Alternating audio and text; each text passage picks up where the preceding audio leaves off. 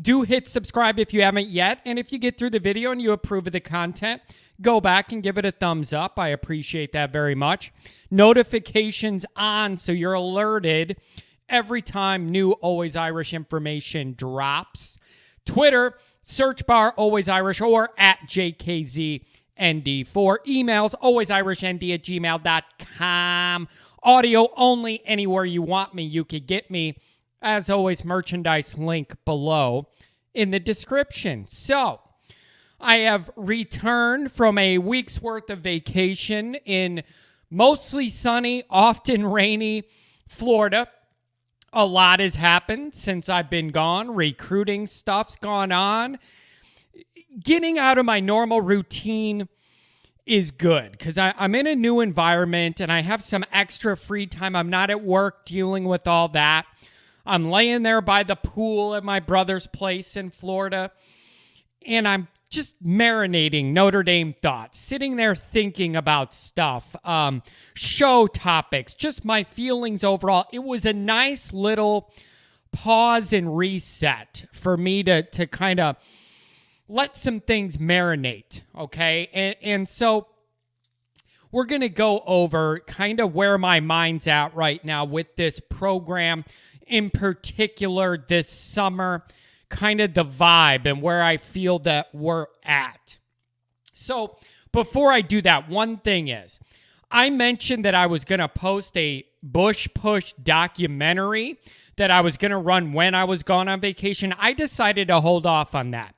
The effects of that are going to hit harder if I hold it off until USC week this fall. So I battled back and forth on what I wanted to do. I feel bad that I brought it up to you guys and then didn't deliver. I just think it's going to hit harder saving it and releasing it during USC week in the fall. That's what I've decided to do, okay? But I want to take time today and discuss program momentum, okay? Some markers of this are really evident and plain for everybody to see. You don't need to be a football expert to be able to gauge these certain markers. Games won recently over amount of years, titles, playoff appearances, playoff wins, recruiting indices. Those are fact-based, easy ways anybody could look and see how all programs are doing or zone right in on the one that you're most interested in. There are some evident and clear marking points of where you are in the college football hierarchy and where your momentum is moving, kind of neutral, up, or trending down going into next year, the next couple years. Okay? Where I think things get really interesting is measuring some things that are not exactly measurable. And I know that sounds kind of ambiguous, just kind of like it's hard to measure things that aren't right in front of you all the time. But I think there's little things you can look at if you're paying attention that kind of indicate to you where your program's going. If you followed Notre Dame enough, there's just these mood swings, these program vibes that you have throughout periods of time that just hit you a certain way. And if you follow Notre Dame really closely, I think you could feel that. You could feel it on social media. You could just get a vibe of the fan base on where they're at. You can even get a vibe from the coaching staff and how they present certain things. Kind of what that momentum's feeling like, right? And where this gets really interesting is where we're at right now in the state of college football overall with so many changes in play. We're in an off season. There's no actual tangible football going on. But you have these major sea changes with the playoff committee and the new formatting. The image and likeness laws that are changing everything and have been all over social media since earlier this week. If you've been following me long enough, you know I am generally a glass half empty guy with Notre Dame. and for very good reason, in my opinion. I was 4 years old the last time this program won anything that mattered or that I care about. 4 years old. It has been nothing but heartbreak and disappointment for my entire cognitive existence on this planet. So forgive me that I'm always predisposed to wait for the next bad thing to happen. Okay? That's been my experience. I am not my dad's age where he grew up and Notre Dame had all this national respect and was winning championships. That hasn't been my Notre Dame experience. I love them with all my heart, but it's ended in heartbreak every single year that I can remember. Every year has ended in disappointment. Every one. So I am predisposed to wait for the next bad thing to happen. A bad loss to happen. A bad call to happen. Whatever. Because it's been my experience my whole life.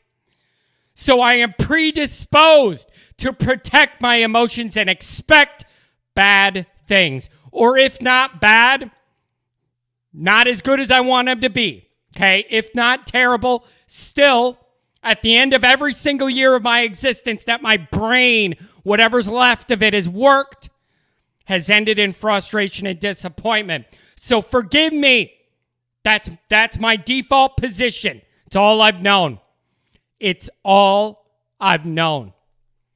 That being said, keeping that in mind, that I'm not one of these sunshine rainbows, four-leaf clovers coming out my backside when it's not warranted. I'm not one of these guys who picks Notre Dame to win every game just because I want Notre Dame to win every game. My brain doesn't work that way. I'm too logical for that. Okay? Understanding all of that, I feel about as good as where this program is right now than I can ever remember being in my life. Now, the reason I gave you that emotional preamble is because this means something to me.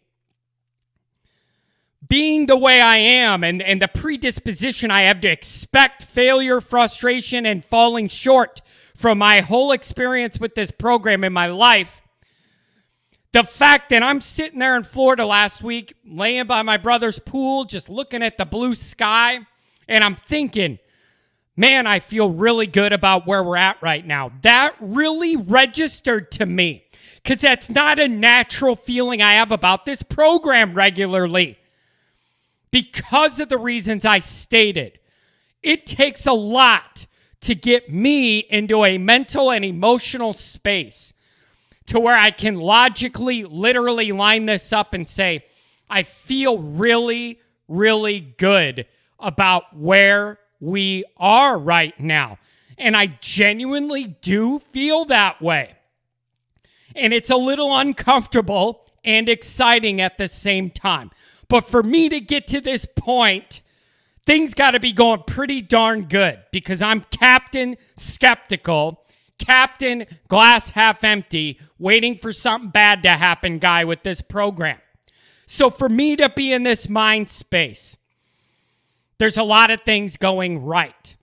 I got a 5-check program check here that I'm going to go over and tell you where I'm at that has informed my emotion and my feeling in this regard. I got 5 bullet points I want to hit on, and we'll get into that now. What are these things that are rattling around in my brain that make me feel like this arrow is pointing straight up for the future of this program currently? Let's start with number 1, recruiting. The 22 class is currently number 2, heavy on the 4 stars, which I love. Okay, I know the class isn't over. There's still work to be done. It's hard not to like where we're sitting right now, number 2 in the country. Okay, and some of the talent we're bringing in. It seems like the staff is upping the ante, and I love to see it. Recently, Bellamy, Tuihalamaka, Craig, Heinisch, recently in the 22 class, and in 2023, Keeley and the big ticket, Vernon. He's getting his own little show because that's its own unique dynamic that warrants its own time. I'm going to do a little show specifically on his commitment, what that signifies to me, because it is significant. That's going to get its own show. I also understand from what I hear, there's at least a few more silent commitments for 2022 that are going to be coming out soon that is only going to bolster this class ranking up even more. So we have those coming, right? It's hard not to like what we have going in recruiting. My favorite part is starting to get more guys that the likes of Ohio State and Alabama are interested and want. That is a very, very good sign that you're upping the ante.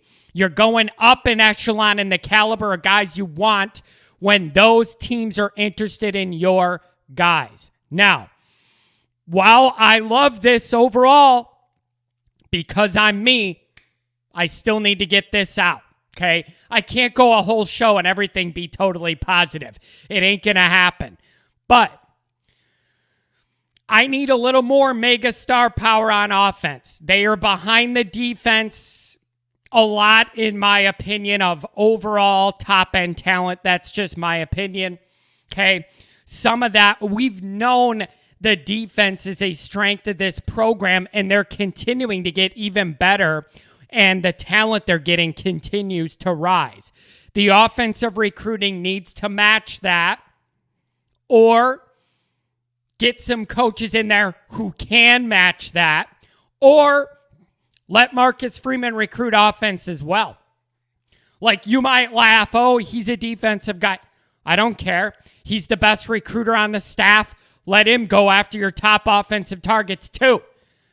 So while I like overall what we got going, I still need to see some more of those big gem guys on the offensive side of the recruiting board. And here's the other thing too we need to mention. This defensive talent, it's getting ramped up. We're getting better and better and targeting and getting commits from better and better guys. That's fantastic. We all love it. The defense has been the strength of the program for a bunch of years. We all know that. Offensively, keep in mind, without an elite quarterback, it ain't going to matter. And I still 100% believe that. We have already seen what happens when Notre Dame runs into these big moments, big games against great teams, playoffs, whatever. We ride in on our great defense, keeping us in games. The offense has let us down. I am still saying 100%, without an elite quarterback, forget it. You could do really well, win a bunch of regular season games. You're not winning a title in this playoff era at Notre Dame without an elite quarterback. Not happening. I don't care if you have the Bears defense from 85 out there. Doesn't matter. We've already seen what happens when we roll into those big environments, relying on the defense. The offense has not held up its end of the bargain. Elite quarterback or whatever. You're going to win a lot of regular season games, make the playoff. You're not winning a title at Notre Dame without elite quarterback play moving forward. Period. End of story until I'm proven otherwise. We have all these years of evidence showing what we've been doing and relying on isn't good enough. A good defense, a run-first approach on offense. No, it's just not going to get it done. Okay? Win a lot of regular season games that way. I'm not saying you don't, and we have. But you're not putting a trophy in the case without that elite quarterback. So as much as I love the defensive recruiting, that quarterback position has to hit or forget it. Sorry, it's just the way it is. Okay? So that's number one. The arrow's clearly pointing up overall in recruiting. Defensively, it's been damn near lights out. I need the offense to pull more star power. I just do. So that's my one nitpicky complaint about having the number 2 class, to me, it's defensively star-laden. And I want to see more of that offensively to balance it out. Here's number 2. Now, number 2 is hard to quantify.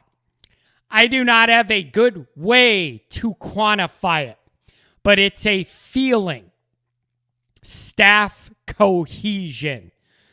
It just seems to be a really strong, comfortable blend of work ethic, personalities, roles right now overall. And again, I lean defensively. This recruiting combination of Marcus Freeman and Mike Elston, it's been dynamite. Absolutely dynamite. Freeman and Elston tag teaming these guys. It's been amazing. Those guys are a great dynamic 1-2 recruiting punch defensively. I'm waiting. Tommy Reese, let's go. Let's go. I just need to feel a little bit more energy from the offensive side of this operation. But overall, I feel like this staff's blending well, feeding off each other. Things are going really good. And again, I don't have any measurements for this. It's just a vibe. It's a feel. I feel like the staff cohesion here helps everybody pulling the same end of the rope, that kind of thing. That's what I'm saying. And I like that feeling right now. Okay? I don't understand how there's still people. Marcus Freeman keeps winning these big recruiting battles, okay?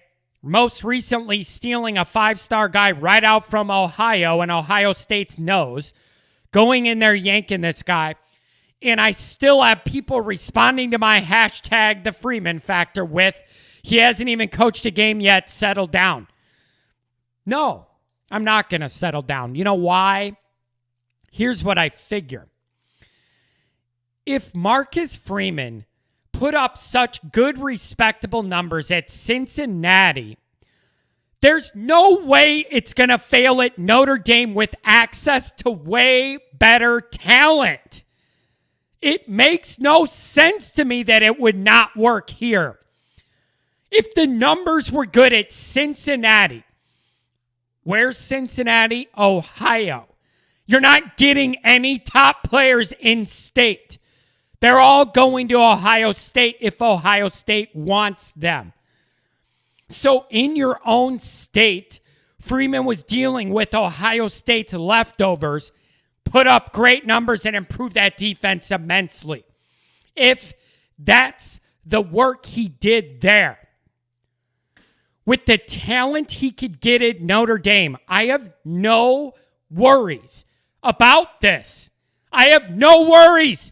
And all I do is worry, and I have no worries. All I do is worry about stuff. I have no worries about this. He's going to be really, really good. Okay? Each week that goes by, each recruiting story that I hear, I fall more in love with Marcus Freeman by the day. A handshake deal already needs to be in place for him to be the next head coach at Notre Dame. I'm never going to back off this ever. Ever. Swarbrick's a smart guy. Brian Kelly has been around head football coaching for 4 decades. These guys have to know they have a gem in-house right now. And especially for Kelly, he needs to be the one to tell Swarbrick and Jenkins, however long I go. But this guy needs to be next, and we need to do whatever we need to do to keep him here. That just needs to be talked about now, behind the scenes, with all those guys. This guy has the it factor. He has it. You can't teach it. You can't grow it. You can't coach it. You either have it or you don't. He has it. He is a future star. He's in your building. Get this done. After the Miami game, my show was an absolute meltdown in 2017. At the Big House in 2019, absolute meltdown on the Always Irish channel after that. I swear to God, if we let Freeman leave and go coach some low-level Big Ten team or something and leave us out to dry when Kelly's done, you haven't seen anything yet. I am absolutely going to lose control. And it's gonna be bad. He's in your house. Don't let him leave. Don't let him leave. But this worry that, he hasn't coached it down yet, I gotta wait and see, that's BS. He did great with less talented Cincinnati. With our talent and the guys he's bringing in, it's gonna get even better. I 100% believe that. Notre Dame's got to get that offense modern and with a quarterback that can make all the throws 24/7 to win a title. Defensively, I don't have those worries. I don't have those worries. So, number 1 on my 5-check momentum list, recruiting. Number 2, and then for 22, the start out for 2023, pretty damn solid. The Vernon commitment came at a time I don't think anybody was expecting it, even the Notre Dame staff. Now, staff cohesion, I went over that as the second point. Freeman and Elston working together. Let me give you this tidbit. This is such a small little thing, but it sticks out to me. And it matters, and it's a big deal. When Vernon came to visit, now everybody knows by now, 5-star guy, Ohio, thought he was an Ohio State guy, all that stuff. Vernon likes the shoe brand Vans, the Vans shoe brand. When he came to Notre Dame to visit, Mike Elston and Marcus Freeman were both wearing Vans shoes. Just to show this kid they know about his life and the things he likes. Little tiny details like that make all the difference to somebody like me. I'm not saying the kid chose Notre Dame because the coaches are wearing the same tennis shoes he likes. I just want you to know the level of detail and paying attention to these kids' lives that Freeman and Elston are putting in on the recruiting front. That really stuck out to me. And it's those little extra personal touches that matter. And I love that 100%. Elston and Freeman are killing it in recruiting. Killing it. Okay. Now, on to number 3 on my checklist. Number 3 is the image and likeness stuff. Okay.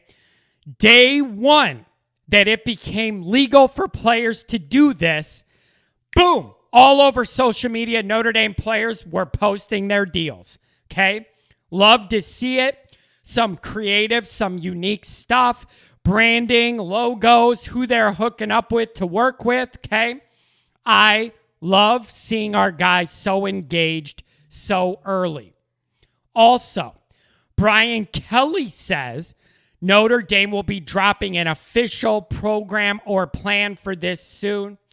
Jenkins, Swarbrick are behind it and embracing it fully. This is exactly how I wanted Notre Dame to go about this. Exactly. Support the guys. Let it be known you're supporting it. Build out a program and encourage it. This is exactly the roadmap I wanted to see Notre Dame take, and they're taking it. Love that. 100%.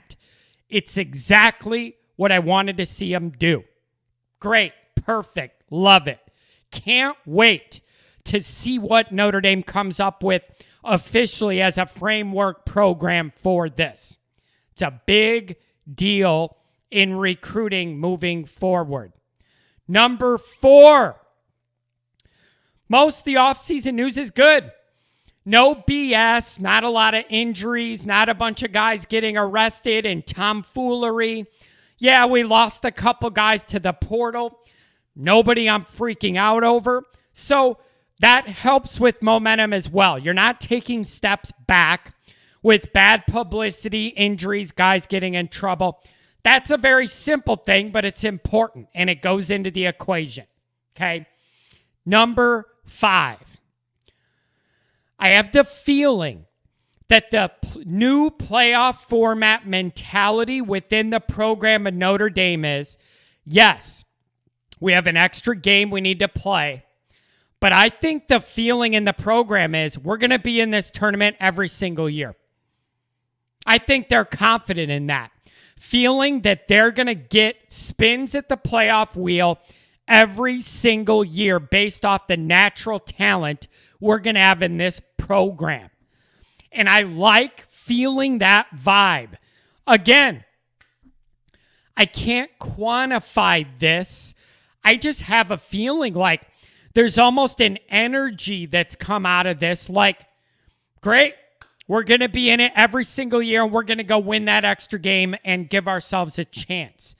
I like that vibe I'm getting. I like it. So to me, the arrow is pointing up for Notre Dame in a lot of ways. Recruiting's going well, with the caveat I still need to see some more explosive skill talent offensively. And the elite quarterback is a must. Maybe that's somebody we already have in the program or in a recruiting class. Don't know, but I can't say it till I see it. But there's no doubt, recruiting arrow, straight up. Staff cohesion. They seem to be feeding off each other very well in their roles. And I feel that vibe and I like it. The image and likeness stuff is being handled by the university exactly how I needed and wanted them to. The off-season news has mostly been positive, not a lot of negativity, okay? And the program embracing the new CFP model and looking at it as, great, we're going to be in it every single year moving forward. So combining all of those things, I am feeling very, very encouraged about Notre Dame entering whatever this new modern era of college football is going to look like. It's a big change with the playoff model and the image and likeness stuff. Those are big sea changes all over the whole country that affect everybody. I feel like Notre Dame is positioning itself to be able to benefit from these changes. And that's all you could ask from them for at this point. So I am honestly feeling the most encouraged I have in a long time overall of where this program is going. Now, does that mean we're going undefeated next year? Well, no. I'm not just looking at this next year. I'm looking at this overall changing landscape and where I think you need to position yourself to be able to excel within it. And I think Notre Dame's doing a really good job of that. And I'm proud of them. And I'm happy about it. I feel very good about this direction. Let's keep it going. What do you think?